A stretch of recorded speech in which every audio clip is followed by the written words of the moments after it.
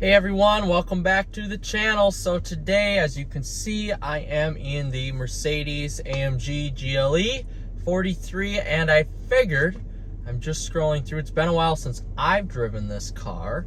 I figured I would do a 2,500 mile review on the vehicle. So since we bought it, we put on 2,410 miles, so basically 2,500 miles.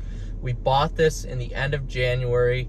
So about 3 months ago, we bought the vehicle. So we put on 2,500 miles since then. We've been trying to limit the driving of the vehicle here. Right now, it's got 55,738 miles on it. So you can almost call this a 55,000 mile review as well. So what we like about the car and what we don't like. Well, what I like about the car, let's start with that first and how it's gone so far. So we put 2,500 miles on this vehicle. They've been flawless. They've been fun, flawless miles. This vehicle really does sort of encompass everything that you would want out of an SUV, and that's the great thing about the AMG or even just the 43 series of Mercedes Benz, is that this vehicle does everything, and it does everything pretty well, I do have to say. Being a 43 series here, this has the AMG enhanced 3-liter V6 with 365 horsepower and just about 400 torque, and along with that, it does have the AMG 9-speed transmission in it as well, 9G-tronic transmission. So I've got shift paddles on it, and this is really a joy to drive. So I want to get that out of the way first, and have to say how fun this is to drive. This is really, when you look at AMG, and I own SRT vehicles, this is really the German SRT division, essentially, because I can go through all of my car settings here just by clicking dynamic select. I can go to vehicle data, engine data, get a reading of the horsepower, of the torque, of the oil temperature, trans temperature, that type of stuff. Can't go yet. So I have to say I thoroughly enjoy that. And looking at the vehicle data here, you can see what mode you're in, your turning angle here, how much throttle you're giving the vehicle, how much braking you're applying to the vehicle here. And of course, you do have a little bit of off-road mode here with the hill descent assist and the ability to raise the vehicle with this air suspension here. So I mean, really, this car can do it all, and it can do it all very well, as you would expect from a Mercedes-Benz. It's relatively fast, so for somebody like me who likes to do a little bit of spirited driving, you know, you do get that, I think, 0 to 60 in 5.2 or 5.5 seconds, so pretty fast for a 5,200-pound SUV with only 365 horsepower. So a lot of that has to do with the great transmission in this vehicle. The ride is really cushy and soft and comfort, and then when you move it to Sport Plus, then you get that stiffer ride suspension and lowered ride height.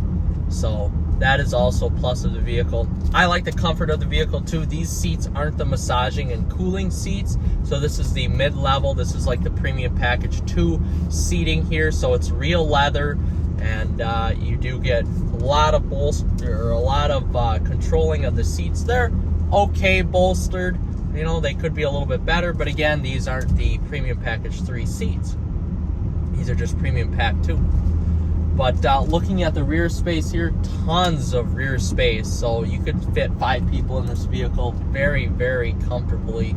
And you do get a lot of cargo space in the back of the vehicle as well. We could fit dog back there if we need to, and tons of others. She's got some boxes in the back right now, so tons of other boxes and stuff like that. Infotainment is nice. Now for me, I am somebody who has had Mercedes-Benz Genesis of the past, so I am used to a jog dial here, and I am used to not having a touch screen. I don't mind that. It's just less, for me, it's less crap that you need to touch, basically. I like redundant buttons. Some may say that in a 2017, this infotainment is old, which, yeah, it is, but I don't mind it. I like the temperature control. I like the buttons. I like all of that stuff. For me, I like analog, and that's just how I roll. So for me, I like the infotainment. I think it's great. It definitely gets the job done. It gets it done really well, and I have no complaints about that. Seating, of course, I like. I love the interior materials here. Again, this is similar, more similar to my 2011 Mercedes-Benz E550 that I had than, you know, a newer E-Class or S-Class or anything like that, because this is just, I think this is one of the last years before the refresh or the redesign of the GLE. But accelerating here in comfort mode, the shifts are as smooth as you would expect, and it gives a nice little snarl out of that V6. V6s don't usually sound very good, but this has the AMG exhaust on the back, so Mercedes actually did a hell of a job here giving us a really good sounding V6, as you will see later on in the video when I put it into Sport Plus. The safety features on this: blind spot assist, lane keeping assist, active driving here when you put cruise control, adaptive cruise control on. You can take your hands off the wheel for a little bit and it will steer for you. The steering wheel is AMG like, so it is basically an AMG steering wheel, flat bottom, nice 10 and 2 grips here, and easy to reach the paddle shifters as well. So that is a plus. Again, the headlights here are auto high beam, and they are they move when you turn the car as well. So I find that a very cool feature. The 9-speed shifts really well. The heated seats work out great. I like those. And the HVAC system works phenomenally well. I do have to say, there's 3 different settings. And again, I just swerved a little bit. The car slowed and it steered me back into my lane. The steering and comfort here, again, cars are losing this touch. There is no feel of the road now, which sucks. I would like more feeling of the road. Of course, the steering stiffens when you get into Sport Plus. It gets a little bit heavier, but it doesn't affect the actual steering feel of the road. But overall, we like the car a lot. No engine problems, no transmission problems, you know, nothing like that. The exhaust sounds like it's rattling a little bit, but that just comes with age, I suppose. No rusting or anything like that. Everything is held up extremely well. I am very, very happy with this vehicle so far. So now as we shift it into sport mode, we've let the transmission kind of warm up, everything like that. In sport mode, it holds gears a little bit better and gives you a little bit better of an engine sound. So some of the negatives about this car that I don't like here, doesn't have a heated steering wheel and it doesn't have cooled seats. So of course we didn't get Premium Package 3 when we bought this used, so you know, you don't have a choice of what you get. So my hands are cold right now. It's like 24 degrees out. So with that being said, you know, you just have to be prepared when you buy one of these Mercedes-Benz that you don't always, I'm stepping on the brakes, you don't always get what you want. Mercedes-Benz is very, oh, there we go. Nice. So it does have more than enough get up and go for a big ass SUV. Essentially, this is a huge vehicle. the Grand Cherokee and the Durango were actually based off of this chassis back in the day from the old ML. And this chassis has lived a very long time, and there's a reason why it's lived a long time, because it does drive so damn well. It's a very assuring drive. So moving forward here, some of the dislikes. Essentially, I don't like that this doesn't have any cooled seats or heated steering wheel, but that's our fault for not buying a more loaded one. The blind spot areas are fine. I mean, you can see out of this fine. There's really no blind spots here, maybe out of the C-pillar, but you get a panoramic moonroof here. I don't really have any negatives about this vehicle.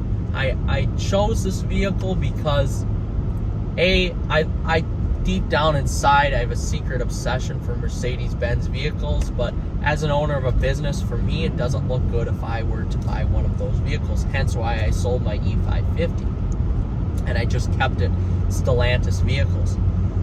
But I love this car. I love all Mercedes-Benz. The engine is great. This engine is still being used, so since 2016 to now 2024, 8 model years of existence. Now in this 3-liter in the AMG variants, they are pushing up to 430 horsepower out of it. So this is a tuner's paradise, this V6 is, and for us,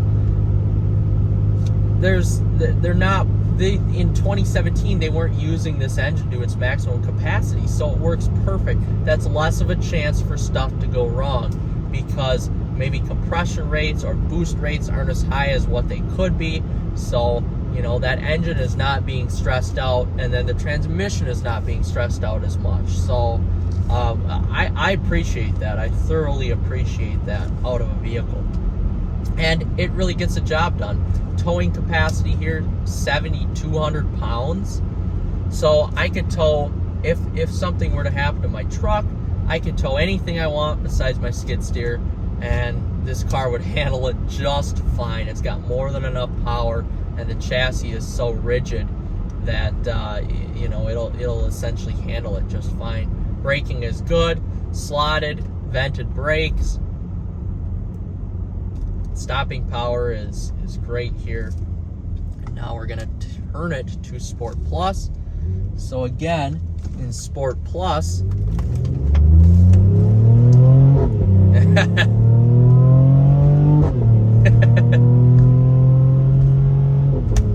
there we go. So we get some snaps, crackles, and pops, which is awesome out of a big SUV like this. Like, come on, look at this. This is not your young man's SUV or young woman's SUV. So it's kind of cool to have that, you know, responsiveness here. And now as we put it into manual mode, out of this transmission, out of the engine and the AMG exhaust, I have to say, shift rates on this vehicle are fast.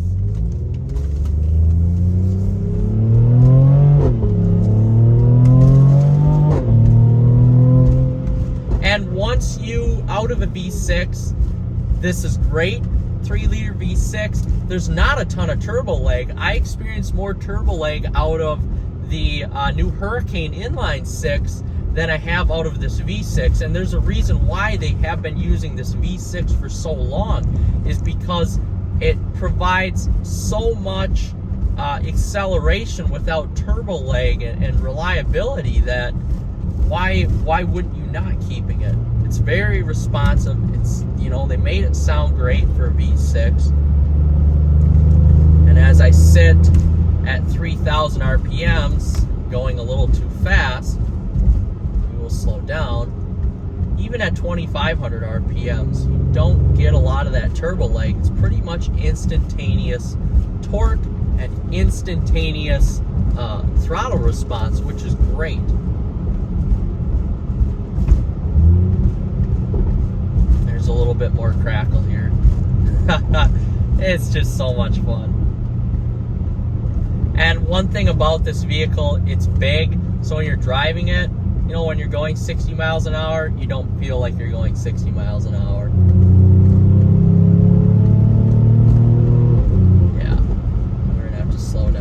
it. Oh man, it's just a blast to drive. And in Sport Plus, the ride isn't so harsh to where you can't actually drive in this. Like, this is a very bumpy road, and this is much better than the Durango RT Tow and Go that my parents have when that is in track mode. That is stiff. I don't mind that one bit. I like driving it when it's in stiff or in track mode or Sport Plus, so I don't mind it. But this in Sport Plus, very manageable. You could almost daily drive this in Sport Plus, which is fun. I like throwing it in manual mode because the shifts are so responsive, and you can have just a boatload of fun in this while I'm looking at my horsepower gauge and pound-feet of torque gauge. It's pretty enjoyable. Alright guys, we're going to take one more corner and one more little acceleration pull here, and then I'm going to take this and put it in the shed, give it a good wash. There's a turkey, and then we're going to come back. The car coming. Have to be a little careful. If you hold this in gear, fourth gear going 55 right now at 3,600 RPMs, you can really gain some speed fast, which is very enjoyable. For a V6, as you know, I'm a V8 fan.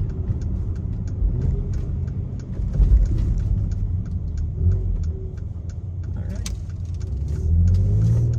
The 4MATIC system in this is great.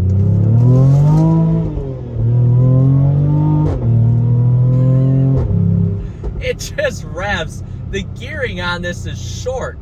For 9 speeds, it's short, so you can get through first and second gear and you know, run it out to 60 if you want. But first gear just climbs so fast.